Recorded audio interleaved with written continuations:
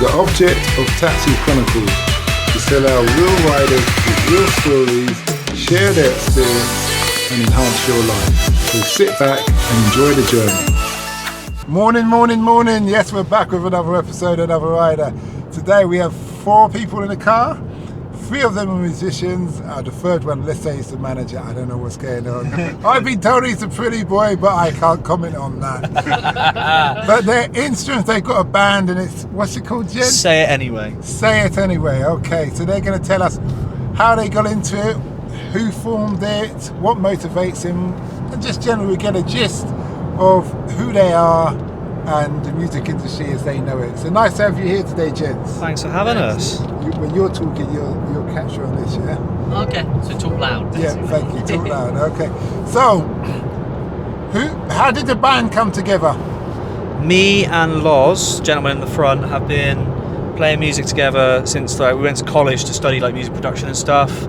We've both been playing guitar since young ages, and just when we met, it was apparent that we had the same sort of music taste and whatnot. So, kind of just went hand in hand, and we've been good friends and bandmates. Well, ever since college, really, mate, isn't it? Yeah, pretty much. Okay. Thanks for the clarification. So then, the type of music you do. It's like punk rock, pop punk, that sort of thing. Yeah. Does any of you sing as well? We both do a little bit of backing vocals, but you're not getting any vocals off us today, mate. Ah, come on, man. No. You know what? I've interviewed a load of A&R people. Oh, yeah? Yeah, artists and repertoire.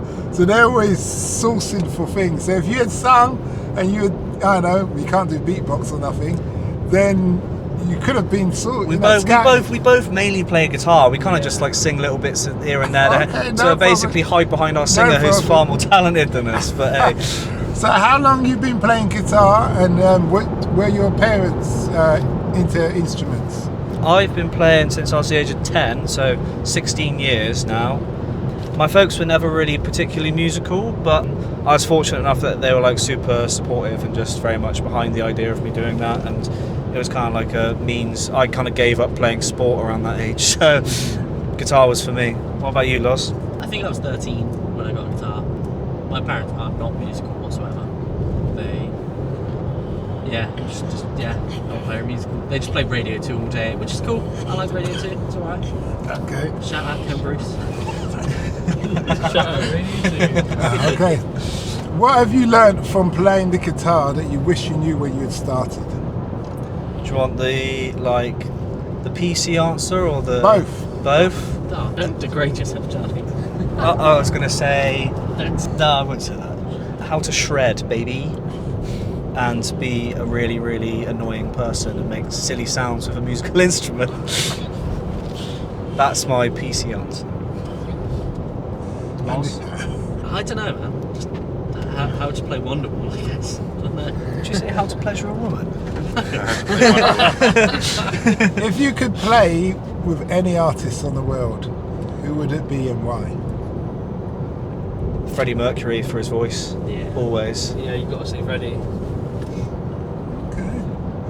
His voice, fair enough. I'm thinking of his songs. Every Queen song. Yeah, Queen are the best band ever. Yeah. How many people are in your band? There's 5. So we've got 2 guitar players, me and Loz, bass player, drummer, and a standalone singer. Okay, bass, drummer. Okay. There's So, 5. and what kind of guitars do you have, and what do you prefer? Go on, Loz, take it away. I have a Telecaster, American standard, I think. Is that like an electric guitar? Yeah, electric guitar, seafoam green. It looks lovely. It does, to be Plays fair. lovely. Now I ruin it with my guitar playing No, ability, you don't, but Gibson. it's fun. And I have a Gibson Les Paul standard, which cost an arm and a leg, but plays lovely. So both those guitars you plug into the ampliphone, is it? Correct, Ampliphone? yes, yeah. Yeah. Loz has got a Marshall and I have an Orange. Yeah. And are they really expensive? Yeah, they can be. I mean, I got mine second hand, both the guitar and the amp, so you can find ways around it. And I think a good guitarist with a cheap guitar still sounds rad, whereas a mediocre guitarist with It's most also- expensive stuff. it's also isn't one of gonna those sound things where when you start off, your parents buy you an Argos classic or whatever, and just just something that they don't think you're going to commit to. But But as soon as you actually like kind of grow and develop yourself as a musician and you want to kind of progress, I think it's better to just treat yourself to like a nice sort of instrument, I think.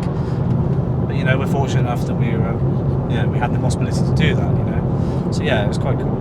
What are the differences? You spoke about mediocre guitars and obviously more pros or amateur, but what are the differences? And like, what's the lifetime? I know it may be like how long's a piece of string, but is a good guitar last you a lifetime?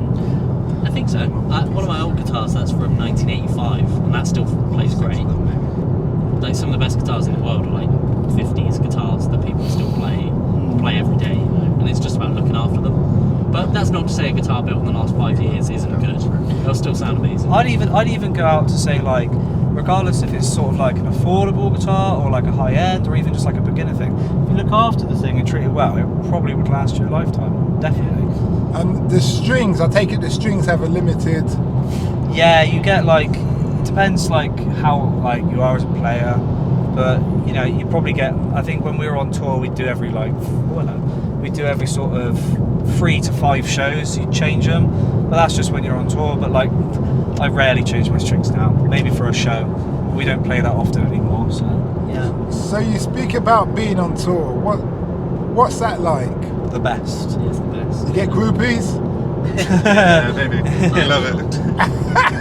Okay, I'm not sure, were you the groupie or you the... Yeah, that's how we met Jake here. Yeah. Met Jake in Flensburg, and he's been with us ever since. Dog.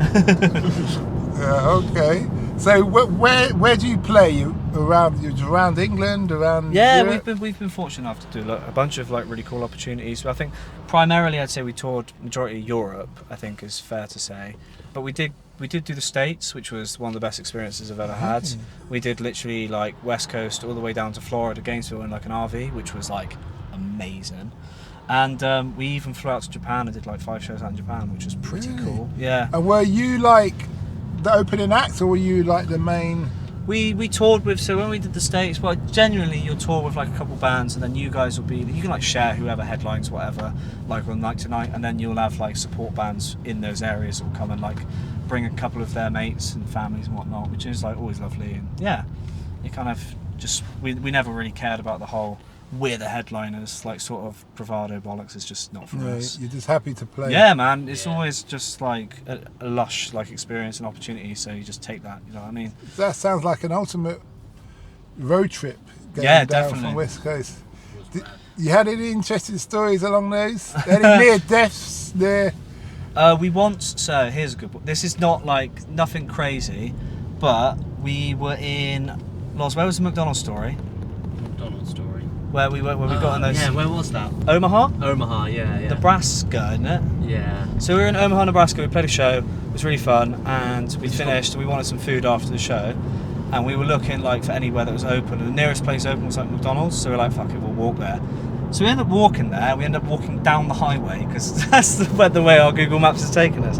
It was a highway junction, so it wasn't actually on like a busy road, but it was still crossing the motorway. It was pretty silly, and then we went to go into like the store, and they were like, oh no, we're shut, it's only drive-through only. So then we decided to walk through the drive-through, which they were having none of. They were like, we're not having any of this. Bollocks said, like, just ignoring us. So the English humour, there was a... No, they didn't like it at all, mate. Like, they weren't having any of it. But we managed to like kind of flag down a car. Like, there was a car turning up behind us. We like flagged them down. We were just like, hi, I'm really sorry to be rude. Like, is it possible to just jump in, buy some food and get out of your car? And they were like, because they weren't allowing us to just walk through the drive-through. And they were like, yeah, no problem. And it was this like really lovely couple, and they were just like so like, what's the word? Just like sound and easygoing, laid back. And it turns out they were both tripping their balls on acid. So, so yeah, they. What's their name again? Angel and Dustin. Shout out them. They will never hear this, but hey. But we're like friends on Facebook now, so we saw the other day. I was like, do you know Angel has a kid now? Yeah.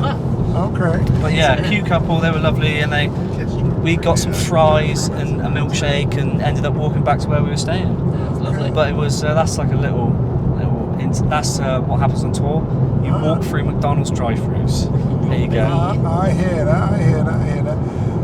So I'm very impressed with going around the world, but obviously because of time, we have to move on to your friend, the DJ.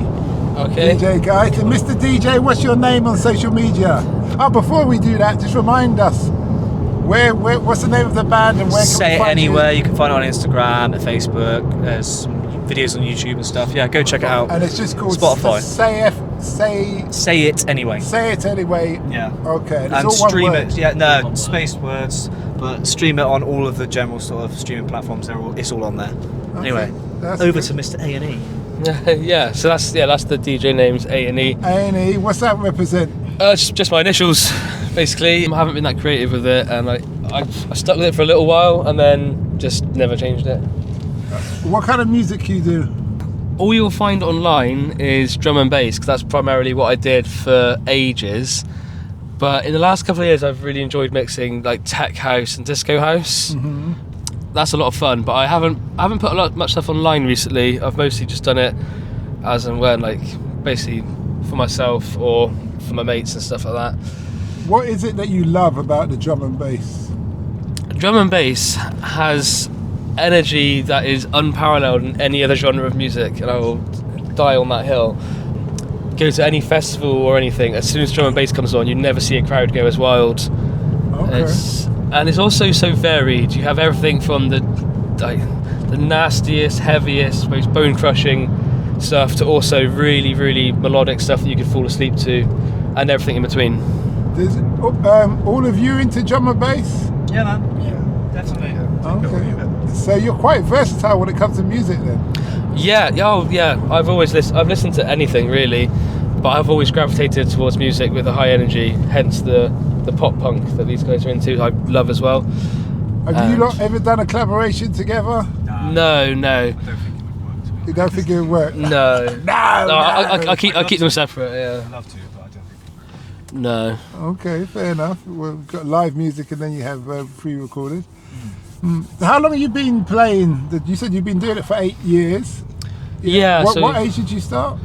It was when I was in sixth form, so that would have been about 16, 17.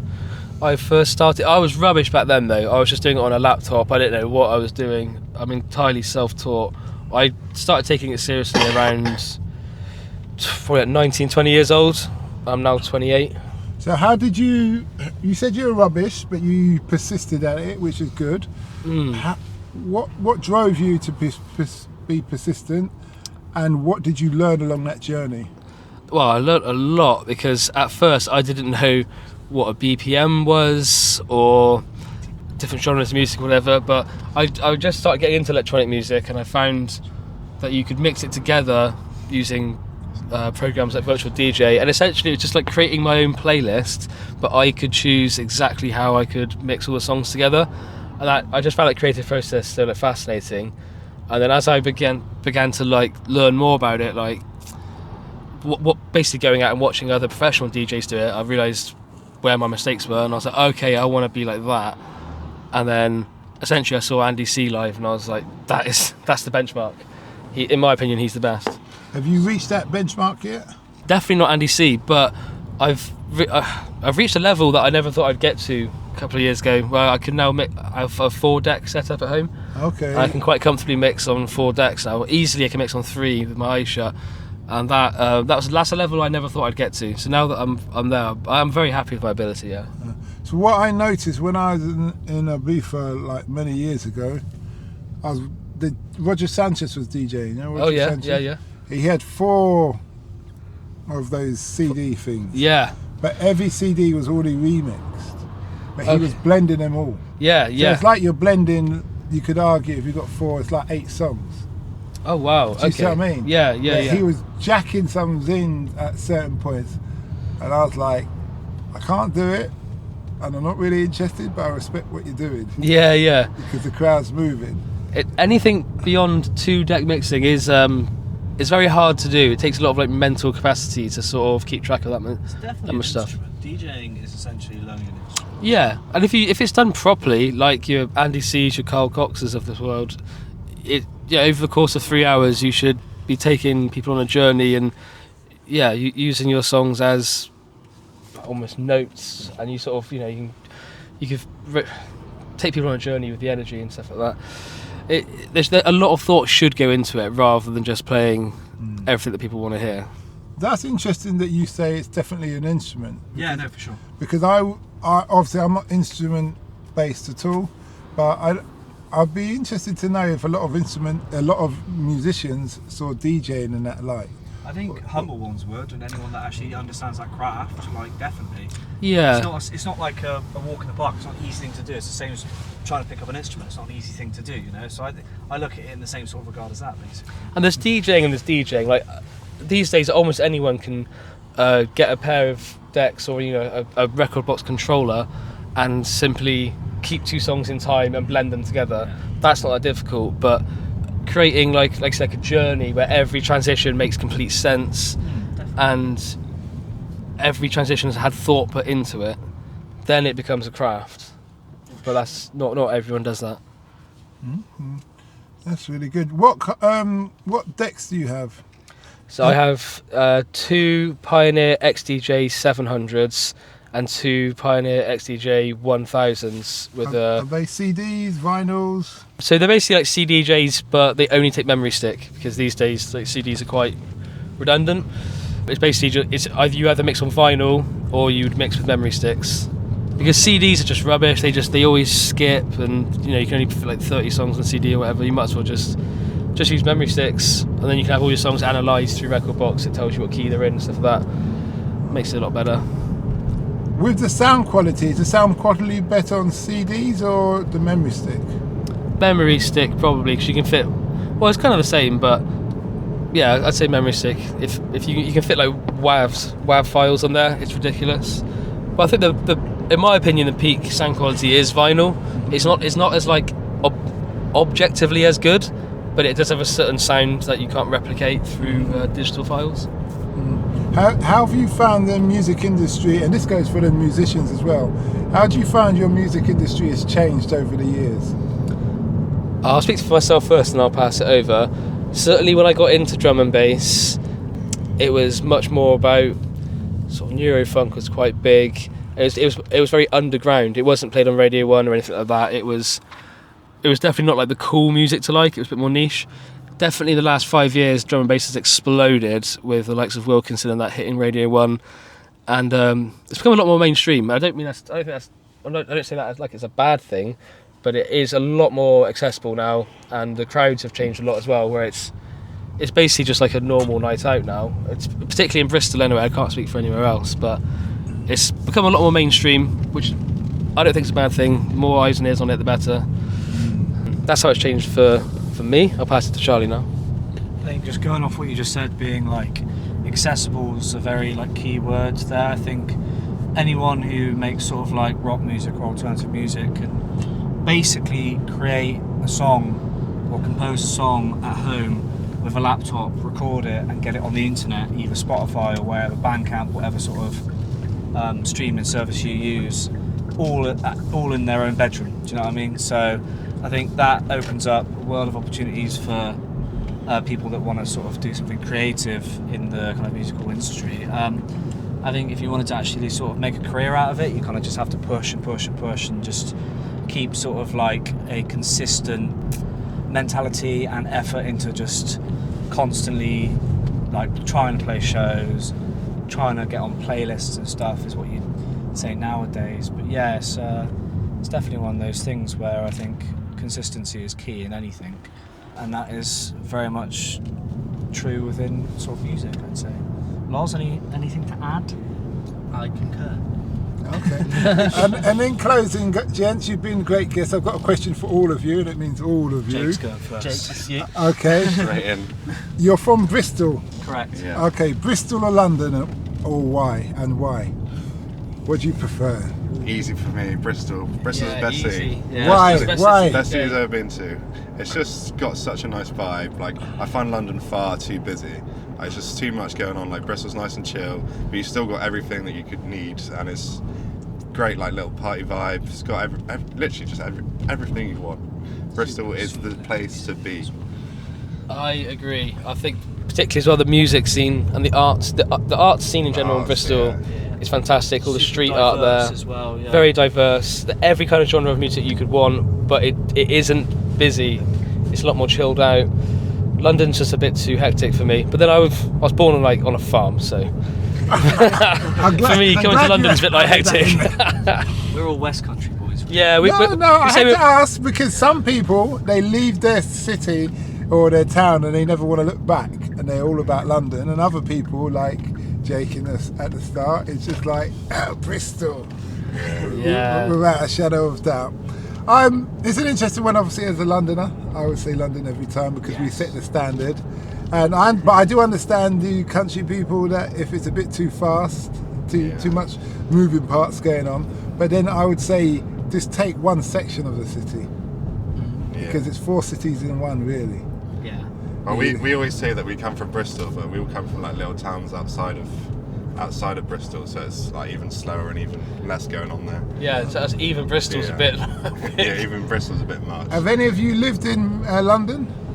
No. But you played in music, DJ? Yeah, we've played there. How did you find that in comparison to playing other places in the country? Sort of similar, just nice club show, vibe, good yeah. vibe. I think you just have your mates at Bristol, so it's like it's always nicer. I think. Yeah. Do you find that you make more money in London then? Not necessarily. Ticket sales the same kind It's kind of like usually you have a standard sort of price with like shows and stuff. And essentially, if anyone can pay us and feed us and give us a place to stay, we're happy with that. So we're never really sort of fixated on the financial aspect of it. It's just fun to us, music-wise. So you really play for the love of it? Yeah, definitely. You know it. Is that the same with you, DJ? Yeah, definitely. I've lost thousands of pounds over buying all that equipment. I've nowhere near making my money back on my investments yet, but I just absolutely love it. Okay, well, thanks a lot for that, gents. Thanks for having us. Just before you go, just remind people where they can find you. Say it anyway. Spotify, Insta, Facebook, all that stuff. Go check it out. DJ A&E on Mixcloud and SoundCloud. All right, thanks a lot for that. We wish you well. Thank you very much, man. Cheers. We hope that episode enhanced your life. We post an interview every day as well as vlogging on our social media channels. Don't forget to subscribe to get our latest episode.